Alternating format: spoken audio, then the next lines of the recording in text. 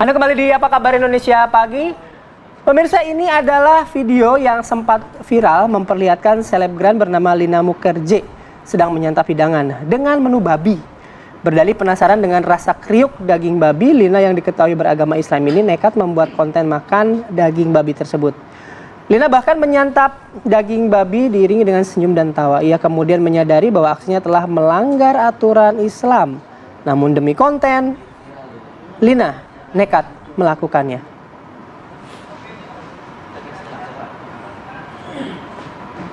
Ya, demi sebuah konten, Lina Mukherjee saat ini juga mungkin harus berhadapan dengan hukum karena ada pelaporan juga terkait hal ini. Dan kita juga akan bergabung dengan kedua narasumber. Sudah ada Kiai Haji Khalil Nafis, Ketua MUI Bidang Dakwah dan juga Ukhuwah. Assalamualaikum, selamat pagi Pak Kiai. Waalaikumsalam warahmatullahi wabarakatuh. Selamat pagi. Terima kasih sudah hadir Pak pada pagi hari ini. Dan kita juga sudah bergabung dengan Bapak Sapriyadi Syamsuddin, pelapor dugaan penistaan agama. Selamat pagi Pak Sapriyadi. Ya, selamat pagi. Assalamualaikum warahmatullahi wabarakatuh. Ya, Anda yang juga melaporkan Lina Mukherjee terkait video memakan babi dengan mengucapkan bismillah. Sejauh ini apa yang Anda laporkan kepada pihak kepolisian, Pak Syamsuddin? Baik, terima kasih Pak. Sejauh ini kami telah melaporkan dan telah berkoordinasi terus dengan penyidik cyber di Polda Sumatera Selatan. Namun, adapun kami laporkan tersebut, Mbak, bukan serta-merta dilaporkan. Ada beberapa dasar sehingga kami melaporkan hal-hal tersebut.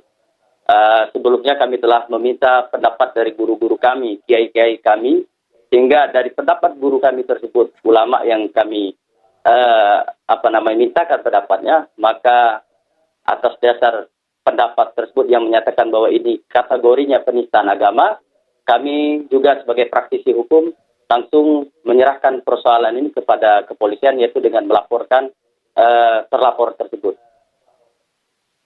Oke.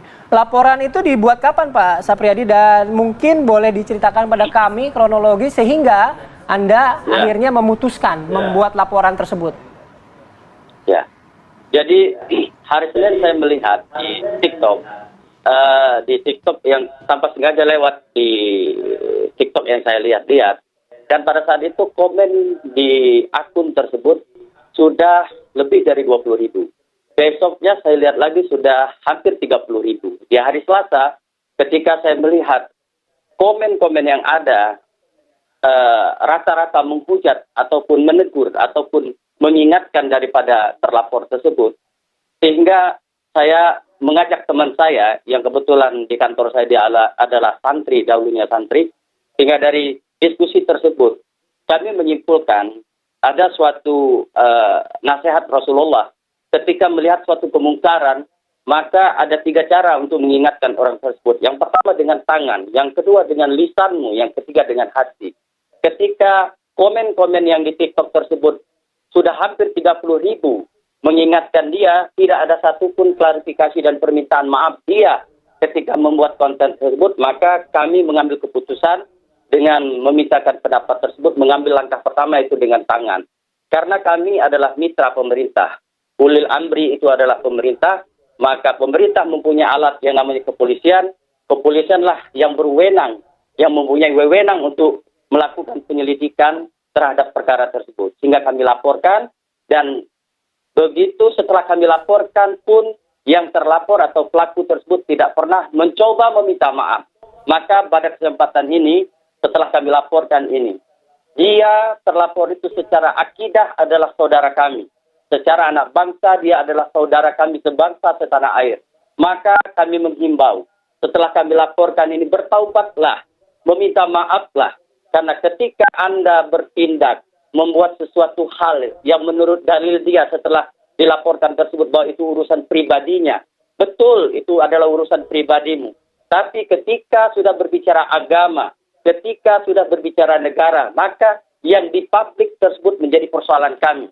Bukan hanya kami di Sumatera Selatan yang beragama Islam mempermasalahkan tersebut. Umat Islam seluruh dunia akan tersakiti ketika Anda atau ada orang yang menistakan agama Islam tersebut. Sehingga kita sudah bersepakat bahwa negara kita berketuhanan yang Maha Esa. Artinya di mana letak dia menghormati agama dia sendiri. Maka tindakan yang paling tepat, perbuatan tersebut harus kami laporkan di kepolisian. Jadi kami laporkan hari Rabu tanggal 15 Maret 2023. Oke. Ya, sudah ada pelaporan yang dilakukan oleh pihak Pak Sapriyadi terkait penistaan agama yang dilakukan oleh Lina Mukherjee, dan sampai dengan saat ini kita juga sudah berupaya untuk mengundang yang bersangkutan, baik Lina dan juga mungkin kuasa hukumnya, tetapi belum ada respon sampai dengan saat ini. Baik, kita mau ke Pak Kiai, melihat ini juga menjadi perbincangan di media sosial terkait adanya posting seperti ini. Bahkan ada yang juga merasa ini penistaan agama juga. Pak Kiai mungkin boleh memberikan pencerahannya terkait video yang dipost oleh Lina Mukherjee ini, Pak. Saya sebenarnya ketika dihubungi kemarin malas mau datang ke sini. Kasih panggung ya, Pak ya. Iya, karena kan yang diharapkan dia adalah terkenal, viral, dan dibahas banyak orang. Tetapi saya merelakan diri lah untuk hadir ya. Untuk menanggapi hal ini, karena kalau tidak diberi penjelasan itu dianggap sebuah kebenaran. Pertama, saya ingin menyampaikan berkenaan dengan kriteria penistaan agama. Ya, penistaan agama itu berkenaan dengan penghinaan, penghujatan terhadap simbol-simbol agama, seperti menghujat Allah, menghujat Rasulnya, menghujat kitab suci, ya, menghujat juga berkenaan dengan simbol-simbol lainnya seperti Ka'bah dan simbol-simbol masjid dan seterusnya. Nah, ini bisa dilihatnya dari caranya, ya, dari caranya apakah dia dengan cara menulis, dengan cara dia juga di video dan termasuk ya. Bismillah juga saat makan babi bahkan. Ya, termasuk itu. Jadi kita ingin melihat barangkali apakah dia memakannya itu sekedar ya ingin tahu bahwa dia ingin makan sesuatu yang dilarang oleh kita, itu maksiat.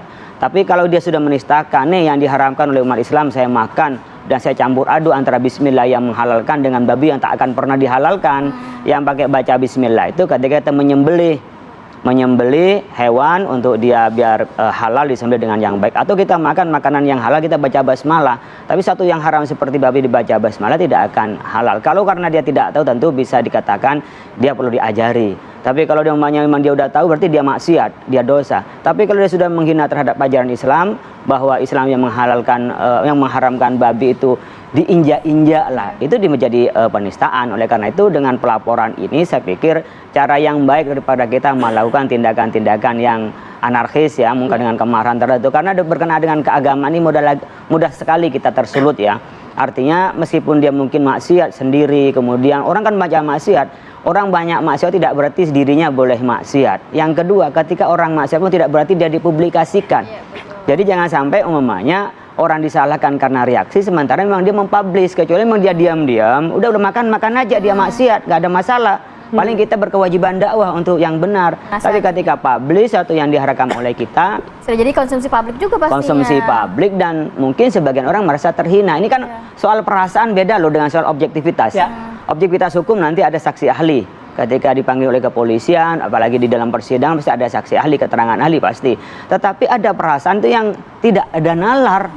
Kayak orang punya yang disayangi lah ya, anak, istri, orang tua. Itu ketersinggungan kan nggak ada narasinya, itu soal perasaan. Nah, ketika ini berkenaan dengan keagamaan tidak semata-mata masalah objektivitas, rasional, umumnya dalil, tidak. Tapi ada perasaan beragama yang terganggu. Padahal yang bersangkutan juga memang umat muslim, yang dimana seharusnya lebih peka terhadap hal-hal itu ya Pak ya? Seharusnya lebih peka, meskipun sebenarnya mau muslim mau non-muslim yang menghina ajaran tetap tidak boleh, dan itu adalah bagian dari pelanggaran hukum.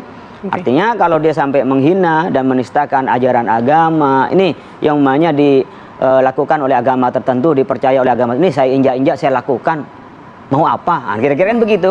Kalau menantang seperti itu ada perasaan yang tidak nyaman, dan perasaan itu sudah bagus sebagai Ustaz Syamsuddin itu untuk melaporkan, dan nanti di ranah persidangan itu akan dijelaskan dan akan ada keterangan yang lebih lengkap. Baik, kita lanjut nanti ngobrolnya, tapi kami harus